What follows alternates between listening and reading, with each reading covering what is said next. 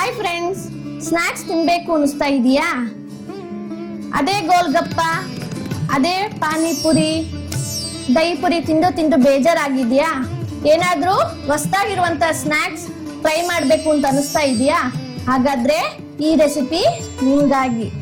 ಮನೆಯಲ್ಲೇ ಸಿಗುವಂತಹ ಕೆಲವು ಇಂಗ್ರೀಡಿಯೆಂಟ್ಸ್ ಇಂದ ಪಟಾಪಟ್ಟಾಗಿ ಕೇವಲ 10 ನಿಮಿಷಗಳಲ್ಲೇ ಈ ಕಟೋರಿ ಚಾಟ್ ಅನ್ನ ಯಾವ ರೀತಿ ಮಾಡೋದು ಅಂತ ತೋರಿಸ್ಕೊಡ್ತಾ ಇದ್ದೀನಿ. ಈ ರೆಸಿಪಿಯನ್ನ ಸ್ಕಿಪ್ ಮಾಡದೆ ಕೊನೆವರೆಗೂ ನೋಡಿ.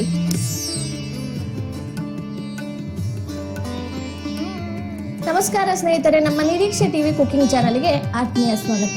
ಸ್ನಾಕ್ಸ್ ಅಂದ್ರೆ ಯಾರಿಗ ಇಷ್ಟ ಆಗಲ್ಲ? ಎಲ್ಲರಿಗೂ ಇಷ್ಟ ಆಗುತ್ತೆ. ಅದ್ರಲ್ಲೂ ಸಂಜೆ ಟೈಮು, ಅದ್ರಲ್ಲೂ ಮಳೆಗಾಲದಲ್ಲಂತೂ ಟೀ ಜೊತೆಗೆ ಸ್ನಾಕ್ಸ್ ಇದ್ರೆ ಎಂತರು ಸಹ ಇಷ್ಟಪಡ್ತಾರೆ. ಆದ್ರೆ ಆ ಸ್ನಾಕ್ಸ್ ಅನ್ನ ಮಾಡುವಷ್ಟು ಟೈಮ್ ಇರಲ್ಲ, ಯಾಕೆಂದ್ರೆ ಯಾವಾಗ್ಲೂ ಬಿಸಿ ಅನ್ಕೊಂಡು ಮಾಡೋಷ್ಟು ಟೈಮ್ ಇರಲ್ಲ. ಹಂಗಾಗಿ ನಾವೇನ್ ಮಾಡ್ತೀವಿ, ಹೊರಗಿಂದ ಆರ್ಡರ್ ಮಾಡ್ತೀವಿ. ಅದಕ್ಕೋಸ್ಕರ ಇವತ್ತು ನಾನು ಫಟಾಫಟ್ಟಾಗಿ ಅಂದ್ರೆ ಕೇವಲ 10 ನಿಮಿಷಗಳಲ್ಲೇ ಕಟೋರಿ ಚಾಟ್ ಅನ್ನ ಯಾವ ರೀತಿ ಮಾಡೋದು ಅಂತ ತೋರಿಸ್ಕೊಡ್ತಾ ಇದ್ದೀನಿ.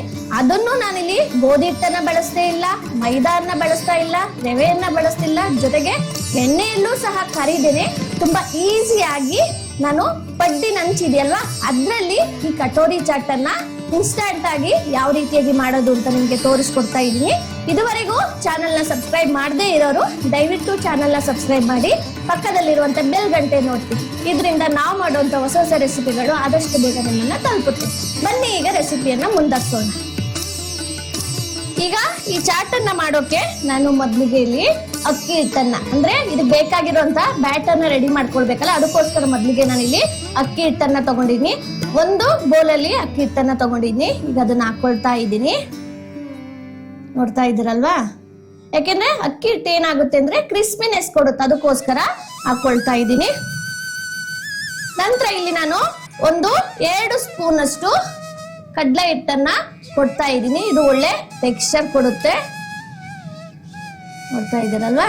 ಈಗ 2 ಸ್ಪೂನು ಕಡಲೆ ಹಿಟ್ಟನ್ನ ಹಾಕೊಂಡಿದ್ದೀನಿ. ಇದ್ರ ಜೊತೆಗೆ ಒಂದು ಚಿಟಿಕಿ ಅರಿಶಿನ ಅನ್ನ ಹಾಕೊಳ್ತಾ ಇದ್ದೀನಿ.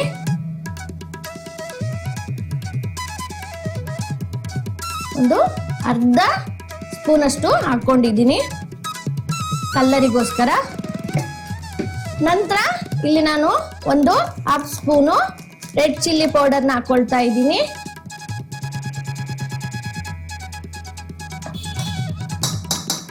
ನಂತರ ರುಚಿಗೆ ತಕ್ಕಷ್ಟು ಉಪ್ಪನ್ನ ಹಾಕೊಳ್ತಾ ಇದ್ದೀನಿ.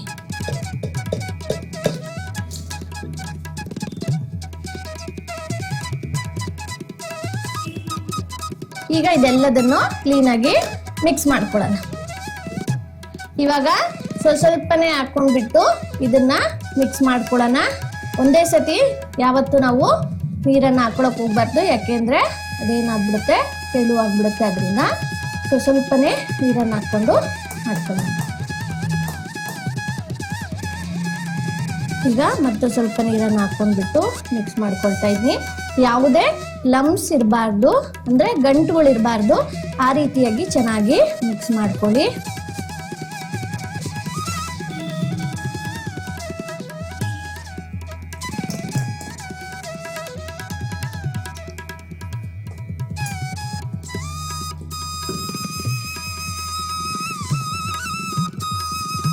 ಈಗ ನೋಡಿ, ಬ್ಯಾಟರು ರೆಡಿ ಆಗಿದೆ. ಈ ಕನ್ಸಿಸ್ಟೆನ್ಸಿಯಲ್ಲಿ ಇರಬೇಕು, ತುಂಬಾ ತೆಳುವಾಗಿ ಮಾಡ್ಕೊಳಕ್ ಹೋಗ್ಬಾರ್ದು. ಈಗ ಬ್ಯಾಟರ್ ರೆಡಿ ಇದೆ. ಈಗ ಒಂದು 5 ನಿಮಿಷ ಬಿಟ್ಟು ನೆಕ್ಸ್ಟ್ ಸ್ಟೆಪ್ ಅನ್ನ ನಾವು ರೆಡಿ ಮಾಡ್ಕೊಳ್ಳೋಣ. ಈಗ ನೆಕ್ಸ್ಟ್ ಇಲ್ಲಿ ನಾನು ಏನ್ ಮಾಡಿದೀನಿ, ಒಂದು ಹಾಲಿನ ಪ್ಯಾಕೆಟ್ ಅನ್ನ ಕ್ಲೀನಾಗಿ ತೊಳೆದಿಟ್ಕೊಂಡಿದ್ದೆ. ಅದನ್ನ ಒಂದು ಗ್ಲಾಸಿಗೆ ಈ ರೀತಿ ಇಟ್ಕೊಂಡ್ಬಿಟ್ಟು ಈಗ ಬ್ಯಾಟರ್ನ ಇದ್ರೊಳಗೆ ಹಾಕೊಳ್ತಾ ಇದ್ದೀನಿ.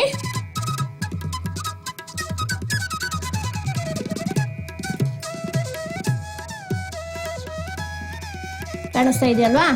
ಈಗ ಈ ಬ್ಯಾಟರ್ನ ಇದ್ರೊಳಗೆ ಹಾಕೊಳ್ತೀನಿ. ನೀವು ಬೇಕು ಅಂದ್ರೆ ಒಂದು ಬಾಟಲ್ನ ತಗೊಂಡು ಅದರಲ್ಲೂ ಸಹ ಕ್ಯಾಪ್ನ ಹೋಲ್ಡ್ ಮಾಡಿಬಿಟ್ಟು ಮಾಡ್ಕೊಳ್ಬಹುದು. ಇಲ್ಲಿ ನಾನು ಹಾಲಿಂದು ಪ್ಯಾಕೆಟ್ ಇದ್ದಿದ್ರಿಂದ ಪ್ಯಾಕೆಟ್ ಇಂದನೇ ಮಾಡ್ಕೊಳ್ತಾ ಇದ್ದೀನಿ.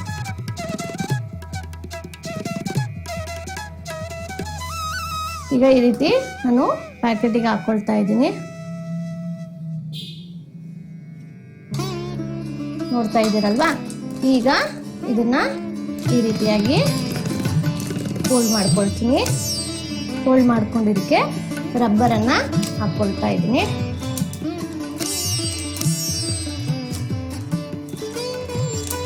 ಈಗ ಇದು ಫುಲ್ ಆದ್ಮೇಲೆ ತುದಿನ ನಾನು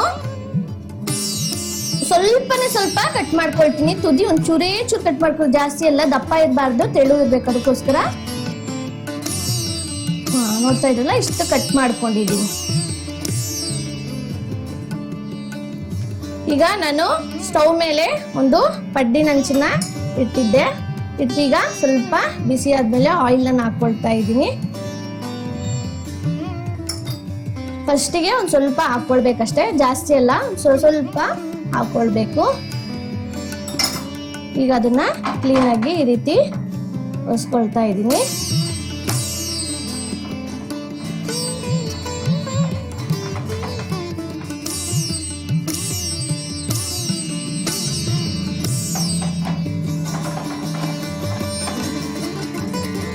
ಈಗ ನಾವು ಇದನ್ನ ಹಾಕೊಳ್ಳೋಣ.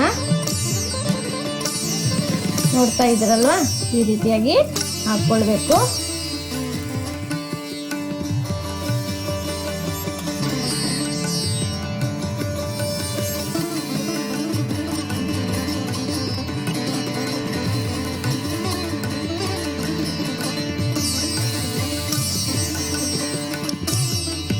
ನೀವು ಯಾವ ಶೇಪಿಗಾದ್ರೂ ಹಾಕ್ಕೋಬಹುದು. ಇದರಲ್ಲಿ ಇನ್ನೇನು ರೌಂಡ್ ಇರೋದ್ರಿಂದ ಆ ಶೇಪಿಗೆ ಬರುತ್ತೆ.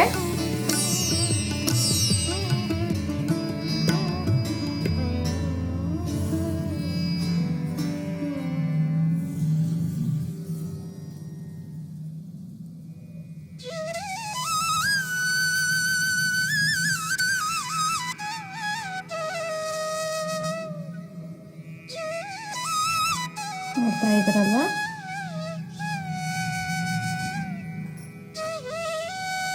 ಚಾಟ್ ಅನ್ಕೂಳೆ ನಾವು ನಮ್ಮ ಚಾನಲ್ ಅಲ್ಲಿ ಇನ್ನು ಎಷ್ಟೊಂದು ವೆರೈಟಿ ಆಗಿರುವಂತ ಚಾಟ್ಗಳನ್ನ ಮಾಡಿದೀವಿ. ಅಂದ್ರೆ ಈಗ ಉದಾಹರಣೆಗೆ ಆಲೂಗೆಡ್ಡೆಯಿಂದ ಎಷ್ಟೊಂದು ಸ್ನಾಕ್ಸ್ ರೆಸಿಪಿಗಳನ್ನ ಮಾಡಿದೀವಿ. ನಂತರ ಸೋಯಾ ಚಂಕ್ಸ್ ಇಂದನೂ ಮಾಡಿದೀವಿ, ಪಿಜ್ಜಾ ಮಾಡಿದೀವಿ. ಇವೆಲ್ಲವನ್ನು ಸಹ ನಮ್ಮ ವಿಡಿಯೋದ ಕೊನೆಯಲ್ಲಿ ಎಂಡ್ ಸ್ಕ್ರೀನ್ ಅಂತ ಬರುತ್ತಲ್ಲ, ಅಲ್ಲಿ ನೀವು ಚೆಕ್ ಮಾಡಬಹುದು. ಜೊತೆಗೆ ನಮ್ಮ ರೆಸಿಪಿ ಕೊನೆಯಲ್ಲಿ ನಾವು ಲಿಂಕು ಸಹ ಶೇರ್ ಮಾಡಿರ್ತೀವಿ, ಅಲ್ಲೂ ಸಹ ಅದನ್ನ ಚೆಕ್ ಮಾಡೋದ್ರ ಮೂಲಕ ನಮ್ಮ ಚಾನಲ್ ಅಲ್ಲಿ ಇರುವಂತ ಸ್ನಾಕ್ಸ್ ರೆಸಿಪಿಗಳನ್ನೆಲ್ಲ ನೀವು ಮಾಡಬಹುದು. ಎಲ್ಲದನ್ನು ತುಂಬಾ ಈಸಿಯಾಗಿ ಮನೆಯಲ್ಲೇ ಸಿಗುವಂತ ಇಂಗ್ರೀಡಿಯೆಂಟ್ಸ್ ಇಂದಾನೆ ನಾವು ಮಾಡಿದೀವಿ. ಅದರಿಂದ ಯಾರಾದ್ರೂ ಸಹ ತುಂಬಾ ಈಸಿಯಾಗಿ ಮಾಡಬಹುದು. ಪ್ಲೀಸ್ ಅದನ್ನ ಚೆಕ್ ಮಾಡಿ. ಈಗ ಲೋ ಫ್ಲೇಮ್ ಅಲ್ಲೇ ಇಟ್ಬಿಟ್ಟು ಇದನ್ನ ಬಿಸಿ ಮಾಡ್ಕೊಳ್ಳೋಣ.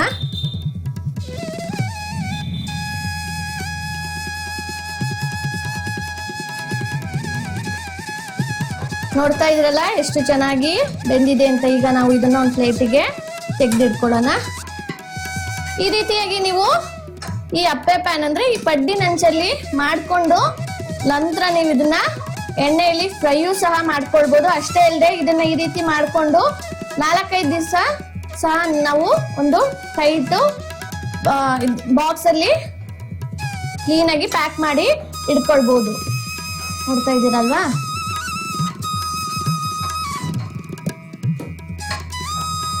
ಫಟಾಫಟಾಗಿ ತುಂಬಾ ಬೇಗನೆ ಆಗುವಂತ ಒಂದು ರೆಸಿಪಿ ಅಂತಾನೆ ಹೇಳ್ಬೋದು. ನಾನು ಮೊದಲೇ ಹೇಳಿದೆ, ಹಾಲಿನ ಪ್ಯಾಕೆಟ್ ಇಲ್ಲ ಅಂದ್ರೆ ಈ ರೀತಿ ಒಂದು ಬಾಟಲ್ ನ ತಗೊಳ್ಳಿ. ಅದಕ್ಕೆ ಕ್ಯಾಪಿಗೆ ಈ ರೀತಿ ನಾವು ಒಂದು ಹೋಲ್ ಅನ್ನ ಮಾಡ್ಕೊಂಡು ಇದರಿಂದನೂ ಸಹ ತುಂಬಾ ಈಸಿಯಾಗಿ ಮಾಡ್ಕೊಳ್ಬಹುದು.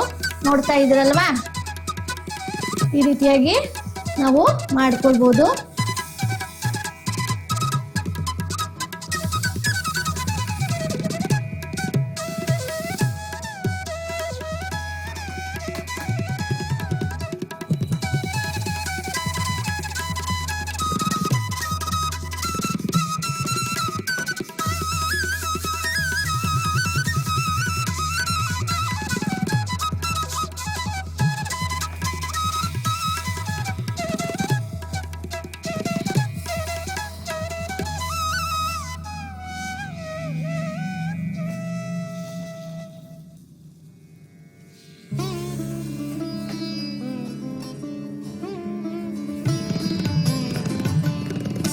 ನೋಡ್ತಾ ಇದ್ದೀರಲ್ಲ ಬಾಟ್ಲಲ್ಲೂ ಎಷ್ಟು ಚೆನ್ನಾಗಿ ಬರ್ತಾ ಇದೆ ಅಂತ.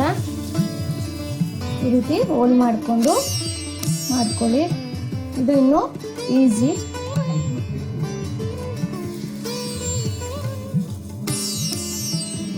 ಹೋಲ್ನ ಕರೆಕ್ಟಾಗಿ ಮಧ್ಯಕ್ಕೆ ಮಾಡ್ಕೊಳ್ಬೇಕು, ಆವಾಗ ಈ ರೀತಿ ಕ್ಲೀನಾಗಿ ಬರುತ್ತೆ.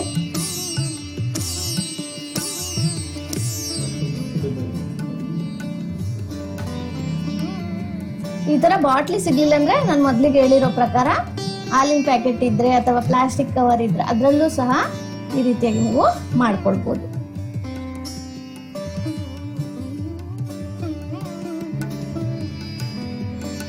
ಈಗ ಇಲ್ಲಿ ನಾನು ಕಟೋರಿ ಚಾಟ್ ಮಾಡಕ್ಕೋಸ್ಕರ ಮೊದ್ಲಿಗೆ ನಾನು ಬ್ಯಾಟರ್ ರೆಡಿ ಮಾಡ್ಕೊಂಡಿದ್ನಲ್ಲ, ಅಕ್ಕಿ ಹಿಟ್ಟು ಮತ್ತು ಕಡಲೆ ಹಿಟ್ಟಿನಿಂದ, ಅದರಿಂದ ಈ ರೀತಿಯಾಗಿ ರೆಡಿ ಮಾಡಿ ಇಟ್ಕೊಂಡಿದೀನಿ.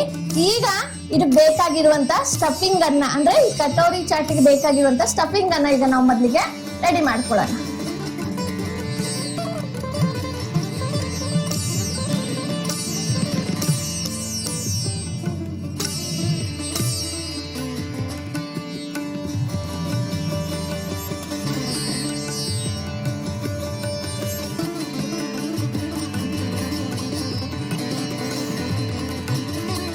ಈಗ ಸ್ಟಫಿಂಗಿಗೆ ಮೊದಲು ನಾನು ಆಲೂಗೆಡ್ಡೆನ ಬೇಯಿಸ್ಕೊಂಡು ಈ ರೀತಿ ಸಣ್ಣಗೆ ಕಟ್ ಮಾಡಿದ್ದೀನಿ, ಅದನ್ನ ಹಾಕೊಳ್ತಾ ಇದ್ದೀನಿ. ನಂತರ ಇಲ್ಲಿ ಸಣ್ಣಗೆ ಕಟ್ ಮಾಡಿ ಇಟ್ಕೊಂಡಿದ್ದಂತ ಆನಿಯನ್ ಇದೆ, ಅದನ್ನ ಸಣ್ಣಗೆ ಕಟ್ ಮಾಡ್ಕೊಂಡಿದ್ದೆ, ಅದನ್ನೂ ಸಹ ಹಾಕೊಳ್ತಾ ಇದ್ದೀನಿ.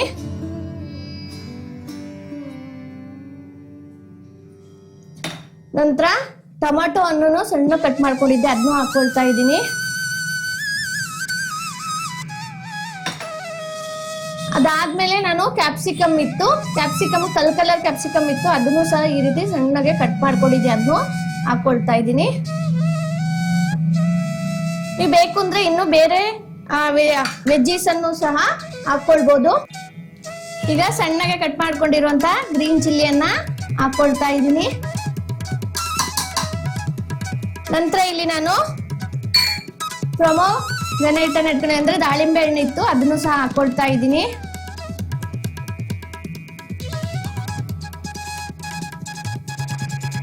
ನಂತರ ನಾನು ಒಂದು 1/2 ಸ್ಪೂನು ಜೀರಾ ಪೌಡರ್ನ ಹಾಕೊಳ್ತಾ ಇದ್ದೀನಿ. ಈಗ ಸ್ಪೈಸಸ್ಗಳನ್ನೆಲ್ಲ ಆಡ್ ಮಾಡ್ಕೊಳ್ತೀನಿ ಟೇಸ್ಟಿಗೋಸ್ಕರ.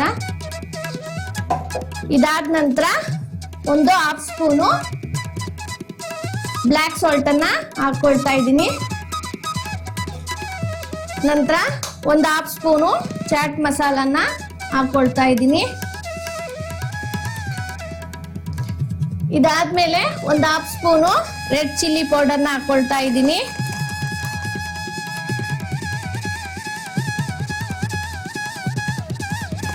ನಂತರ ರುಚಿಗೆ ತಕ್ಕಷ್ಟು ಉಪ್ಪನ್ನ ಹಾಕೊಳ್ತೀನಿ. ಆಲ್ರೆಡಿ ನಾನು ಬ್ಲ್ಯಾಕ್ ಸಾಲ್ಟ್ ಹಾಕೊಂಡಿರೋದ್ರಿಂದ ಉಪ್ಪನ್ನ ಒಂದು 1/4 ಸ್ಪೂನ್ ಅಷ್ಟು ಮಾತ್ರ ಹಾಕೊಳ್ತಾ ಇದ್ದೀನಿ. ಈಗ ಇವೆಲ್ಲವನ್ನು ಚೆನ್ನಾಗಿ ಮಿಕ್ಸ್ ಮಾಡ್ಕೊಳ್ಳೋಣ.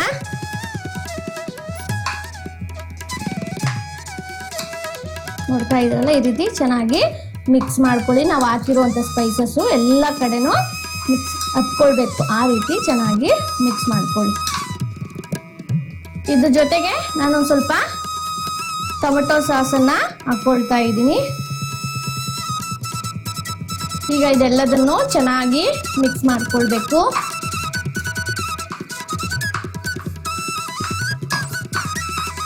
ನೋಡ್ತಾ ಇದ್ದೀರಲ್ವಾ, ಈ ರೀತಿ ಮಿಕ್ಸ್ ಮಾಡ್ಕೊಳ್ಳಿ.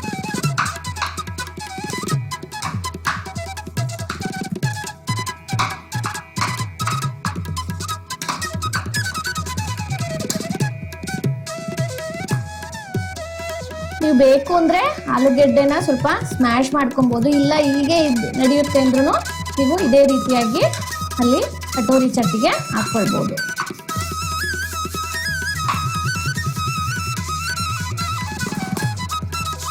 ಇವಾಗ ಈ ಕಟೋರಿ ಚಾಟ್ದು ಸ್ಟಫಿಂಗ್ ರೆಡಿ ಆಗಿದೆ. ನೆಕ್ಸ್ಟ್ ಈಗ ನಾವು ಕಟೋರಿ ಚಾಟ್ ಅನ್ನ ರೆಡಿ ಮಾಡ್ಕೊಳ್ಳೋಣ.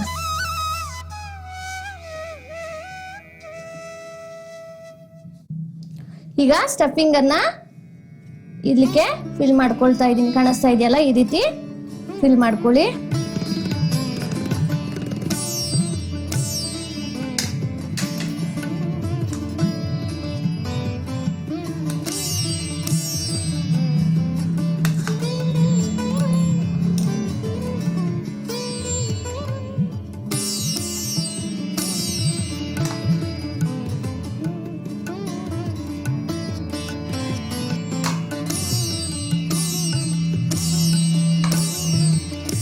ಈಗ ನಾನು ಮೊಸರನ್ನ ಹಾಕೊಳ್ತಾ ಇದ್ದೀನಿ. ಸ್ವಲ್ಪ ಮೊಸರನ್ನ ಹಾಕೊಳ್ಳಿ.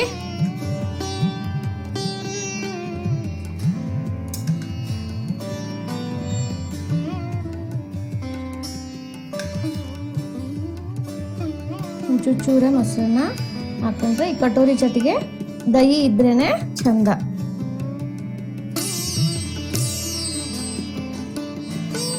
ಇವಾಗ ಶೇವನ್ನ ಹಾಕೊಳ್ಳೋಣ.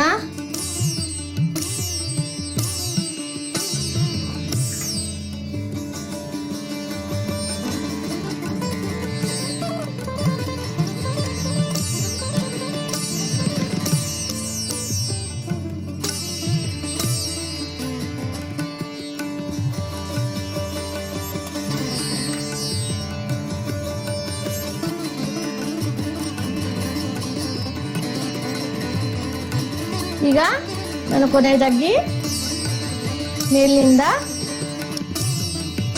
ಪೊಮೊಗ್ರಾನೇಟ್ ಅನ್ನ ಹಾಕೊಳ್ತಾ ಇದ್ದೀನಿ.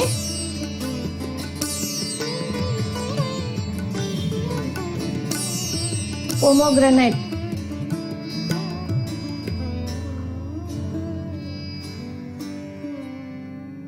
ನೋಡ್ತಾ ಇದ್ದೀರಲ್ವಾ? ಮೊದಲೇ ಹೇಳ್ದಂಗೆ ಇದಕ್ಕೆ ಗೋಧಿ ಹಿಟ್ಟಾಗ್ಲಿ ಮೈದಾ ಹಿಟ್ಟಾಗ್ಲಿ ಅಥವಾ ರವೆ ಎಣ್ಣೆಲಿ ಕರಿಯೋದು ಏನು ಬೇಡ, ಅಷ್ಟು ಈಸಿಯಾಗಿ ನಾವು ಮಾಡ್ಕೊಳ್ಬಹುದು. ಅಷ್ಟೇ ಅಲ್ಲದೆ ತುಂಬಾ ಹೆಲ್ತಿನೂ ಅಂತಾನು ಸಹ ಹೇಳ್ಬೋದು. ಯಾಕೆಂದ್ರೆ ನಾವ್ ಇದ್ರಲ್ಲಿ ಪೊಮೊಗ್ರಾನೇಟ್ ನ ಯೂಸ್ ಮಾಡ್ಕೊಂಡಿದೀವಿ. ನಂತರ ಈರುಳ್ಳಿ, ಟೊಮೊಟೊ ಇವೆಲ್ಲ ಯಾಕೆಂದ್ರೆ ಮನೆಯಲ್ಲೇ ಮಾಡ್ಕೊಂಡಿರೋದ್ರಿಂದ ಆರೋಗ್ಯಕರವಾಗಿರುತ್ತೆ ಅಂತಾನೆ ಹೇಳ್ಬೋದು. ಈ ರೆಸಿಪಿ ನಿಮಗೆ ಇಷ್ಟವಾಗಿದ್ರೆ ಲೈಕ್ ಮಾಡಿ, ಶೇರ್ ಮಾಡಿ. ನಿಮ್ಮ ಈ ಲೈಕ್ ಮತ್ತು ಶೇರ್ಗಳು ನಮಗೆ ಇದೇ ತರಹದ ಹೊಸ ಹೊಸ ರೆಸಿಪಿಗಳನ್ನ ಮಾಡುವಲ್ಲಿ ನಮ್ಮನ್ನ ಹುರಿದುಂಬಿಸುತ್ತೆ. ಸಾಧ್ಯವಾದ್ರೆ ಕಮೆಂಟ್ ಸೆಕ್ಷನ್ ಅಲ್ಲಿ ನಿಮ್ಮ ಅನಿಸಿಕೆ ಅಭಿಪ್ರಾಯಗಳನ್ನ ತಿಳಿಸಬಹುದು. ಜೊತೆಗೆ ನಿಮಗೆ ಇಷ್ಟವಾಗಿರುವಂತ ಯಾವ್ದಾದ್ರು ರೆಸಿಪಿ ಇದ್ರೂ ಸಹ ಅದನ್ನು ಕಮೆಂಟ್ ಸೆಕ್ಷನ್ ಅಲ್ಲಿ ತಿಳಿಸಿ. ನಮ್ಮ ಮುಂದಿನ ರೆಸಿಪಿಗಳಲ್ಲಿ ಮಾಡೋಕೆ ಟ್ರೈ ಮಾಡ್ತೀವಿ. ಜೊತೆಗೆ ನಿಮಗೆ ತಿಳಿದಿರ್ಬೋದು, ಒಂದು ರೆಸಿಪಿ ಮಾಡ್ಬೇಕು ಅಂದ್ರೆ ಟೈಮು ಮತ್ತು ಎಫರ್ಟು ಎಷ್ಟು ಬೇಕಾಗುತ್ತೆ ಅಂತ. ಆದ್ರಿಂದ ದಯವಿಟ್ಟು ಇದುವರೆಗೂ ನಮ್ಮ ರೆಸಿಪಿಗಳನ್ನ ನೋಡಿನೂ ಸಬ್ಸ್ಕ್ರೈಬ್ ಆಗದೆ ಇರೋರು ದಯವಿಟ್ಟು ಸಬ್ಸ್ಕ್ರೈಬ್ ಮಾಡಿ. ಜೊತೆಗೆ ನಿಮ್ಮ ಫ್ರೆಂಡ್ ಸರ್ಕಲ್ ಅಲ್ಲೂ ಶೇರ್ ಮಾಡಿ. ಇದರಿಂದ ನಮಗೆ ಇನ್ನೂ ಹೆಚ್ಚಿನ ಸಪೋರ್ಟು ದೊರಕಿದಂಗಾಗುತ್ತೆ. ಅಷ್ಟೇ ಅಲ್ಲದೆ ಸೋಷಿಯಲ್ ಮೀಡಿಯಾಗಳಾದ ಇನ್ಸ್ಟಾಗ್ರಾಮ್, ವಾಟ್ಸಪ್, ಫೇಸ್ಬುಕ್ ಚಾನೆಲ್ಗಳಲ್ಲೂ ನಮ್ಮ ನಿರೀಕ್ಷೆ ಟಿವಿ ಕುಕಿಂಗ್ ಚಾನೆಲ್ ನ ಪೇಜ್ ಅವೈಲೇಬಲ್ ಇದೆ. ಅಲ್ಲೂ ಸಹ ನಮ್ಮನ್ನ ಬೆಂಬಲಿಸುವ ಮೂಲಕ ಸಪೋರ್ಟ್ ಮಾಡಬಹುದು. ಸರಿ ಸ್ನೇಹಿತರೆ, ಇದೇ ರೀತಿಯಾದಂತ ಹೊಸ ಹೊಸ ರೆಸಿಪಿಯೊಂದಿಗೆ ಮತ್ತೆ ಸಿಗೋಣ. ನಮಸ್ಕಾರ.